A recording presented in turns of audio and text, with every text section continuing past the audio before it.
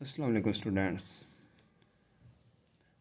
تو بیٹا پہلا چیپٹر قرآن مجید کا تعارف اور اس کی جمع و تدوین کے بارے میں ہم پڑھ رہے تھے۔ تو آج ہم اس چیپٹر کی مشق حل کریں گے، جس میں ہے پہلے MCQs ہیں، اس کے بعد شارٹ ہیں اور اس کے بعد اس کا ایک لانگ ہے۔ تو اسلامیات میں نمبر لینا بہت ہی آسان ہے، خاص کر جو نیو بک آئی اس میں صرف تھوڑی سی محنت کی ضرورت ہے آپ کو۔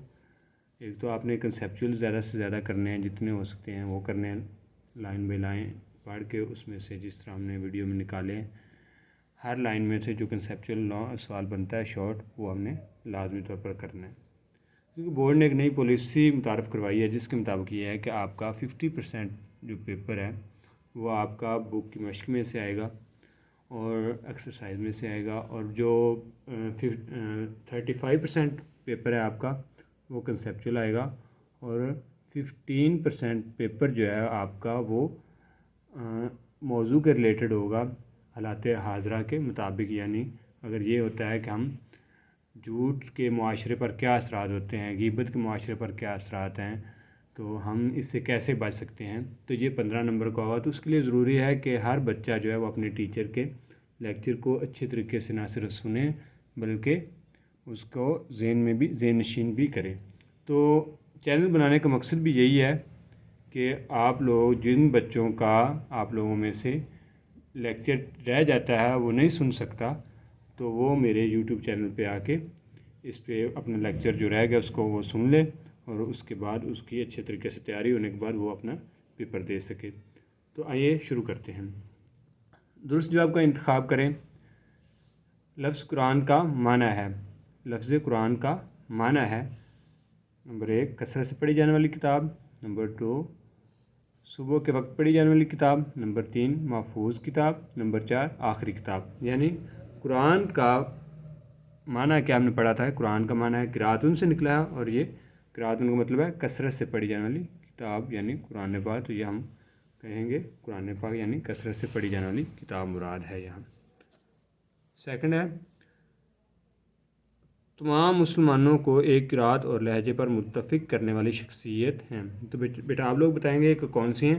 ہم نے پیچھے پڑھا تھا کہ قرأتوں میں جب اختلاف پیدا ہو گیا تو اس وقت ایک شخصیت نے تمام قرأتوں کو، مسلمانوں کو ایک قرأت اور لہجے پر متفق کیا تھا، اور وہ کون تھے؟ حضرت عثمان غنی رضی اللہ تعالیٰ عنہ۔ اس کے بعد ہے کس جنگ میں قرآن مجید کے حفاظ کرام کثیر تعداد میں شہید ہوئے؟ تو یہ بڑی مشہور ہے کہ حضرت ابوبکر صدیق کے دور میں ایک جنگ ہوئی تھی جس کا نام جنگ یمامہ تھا، اور اس میں کثرت تعداد میں حفاظ کرام شہید ہوئے، تو اس کا کریکٹ آنسر ہے جنگ یمامہ۔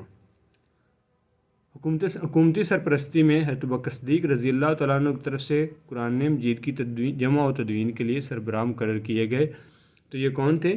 بیٹا آپ لوگ بتائیں گے۔ ہم نے پیچھے پڑھا تھا کہ جمع و تدوین کے لیے جن کو منتخب کیا گیا تھا، ایک کمیٹی بنائی گئی تھی، ان کا جو سربراہ تھا وہ حضرت زید بن ثابت رضی اللہ تعالیٰ عنہ تھا۔ یہ اپنے اچھے طریقے سے یاد رکھنا ہے، اسکپ نہیں ہونے دینا۔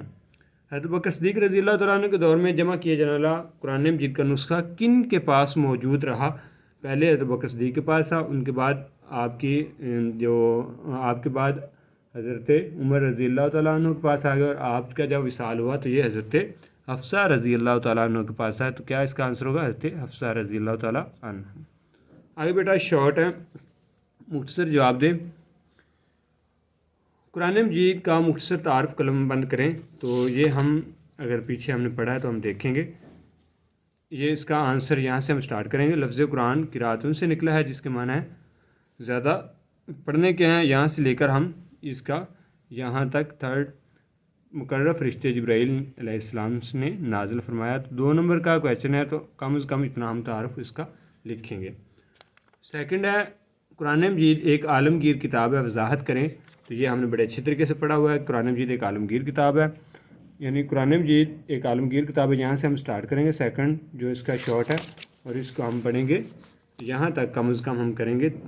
رشد و ہدایت کا سرچشمہ ہے، یہ شارٹ کویشچن نمبر 2 ہے۔ شارٹ کویشچن نمبر 3 ہے قرآن مجید کے قیامت تک کے لیے محفوظ ہونے کی وجہ بیان کریں۔ تو یہ ہم یہاں اس کی آپ کا کنسیپٹ کلیئر ہونا چاہیے کہ قیامت تک محفوظ ہونے کے لیے وجہ کیا ہے۔ آپ کو پتہ ہے کہ قرآن مجید آخری کتاب ہے، اور یہ قیامت تک کے لیے اس نے رہنا ہے، تو اگر اس میں ہی کوئی محفوظ یا حفاظت نہ کی گئی، اس میں رد و بدل ہوتا ہے، تو وہ قیامت تک کے لوگوں کے لیے ہدایت ثابت نہیں ہو سکتی، تو اس لیے بھی اس کی حفاظت ضروری ہے۔ مزید ہم بک سے یہاں سے کریں گے، یعنی قرآن مجید قیامت تک کے آنے والے انسانوں کے لیے ہدایت اور رہنمائی کا ذریعہ ہے، چنانچہ اللہ تعالیٰ نے اس کی حفاظت کا ذمہ لیتے ہوئے ارشاد فرمایا، اعوذ باللہ من الشیطان الرجیم، بسم اللہ الرحمن الرحیم، انا نحن نزلنا الذکر وانا لہ لحافظون، سورہ حجر کی آیت نمبر 9۔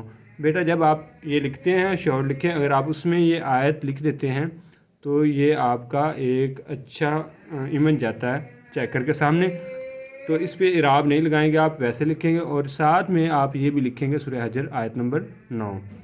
تو بے شک ہم ہی نے اس ذکر سے مراد قرآن کو نازل فرمایا، اور بے شک ہم ہی اس کی ضرور حفاظت فرمانے والے ہیں۔ تو یہاں تک یہ آپ کریں گے short question number 3۔ Short question number 4 ہے، قرآن مجید کا اعجاز تحریر کریں۔ تو اعجاز یعنی یہ قرآن مجید کا معجزہ کیا ہے، اعجاز معجزہ قرآن مجید میں کا معجزہ کیا ہے، اعجاز کا مطلب معجزہ ہوتا ہے، تو معجزہ یہ کریں گے۔ قرآن مجید کا معجزہ یہ ہے کہ اسے پڑھنے والا اکتاہٹ کا شکار نہیں ہوتا، بلکہ ہر لمحہ اسے ایک نئی لذت اور سرور ملتا ہے۔ تو یہ تو ویسے بھی انسان کو پتہ ہونا چاہیے، تو اس میں آپ یہ جواب دیں گے۔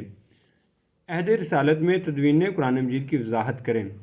تو یہ عہد رسالت میں یعنی رسول پاک صلی اللہ علیہ وسلم کے دور میں کس طرح اس کی حفاظت کی گئی، تو آپ یہاں سے لکھیں گے، نبی کریم صلی اللہ علیہ وسلم کی حیات طیبہ میں اکثر صحابہ کرام کو قرآن مجید زبانی یاد تھا، اور مزید لکھوانے کا بھی خصوصی اہتمام فرماتے تھے۔ نبی کریم صلی اللہ علیہ وسلم کی حیات طیبہ میں ہی مکمل قرآن پاک لکھا جا چکا تھا۔ یہاں تک اگر آپ لکھتے ہیں تو آپ کے یہ 2 نمبر مکمل آپ کو مل جائیں گے۔ تو یہ تھا آپ لوگوں کے یعنی ہم نے شارٹ کیے ہیں جو شارٹ کویسچن سے، اور ایڈیشنل جو میں نے آپ کو ساتھ ساتھ لگوائے ہیں وہی آپ نے کرنے ہیں۔ مزید لانگ جو ہے عہد صحابہ کرام میں جمع و تدوین قرآن مجید کے احوال بیان کریں، یہ لانگ تھا ہمارا، تو یہ لانگ ہم کم از کم، کیونکہ یہ 8 نمبر کا ہوتا ہے اس میں، تو یہ ہم عہد صحابہ کرام یہاں سے آغاز کریں گے اس کا، اور یہ ہم لاسٹ تک لازمی کریں گے، کیونکہ 8 نمبر کا ہے، تو 8 نمبر کے لیے کم از کم آپ 2 پیجز یا 2 شیٹس لکھتے ہیں تو آپ کو 8 نمبر دیں گے، تو آپ نے اتنا لازمی کرنا ہے۔ آج کے لیے اتنا ہی، اللہ حافظ۔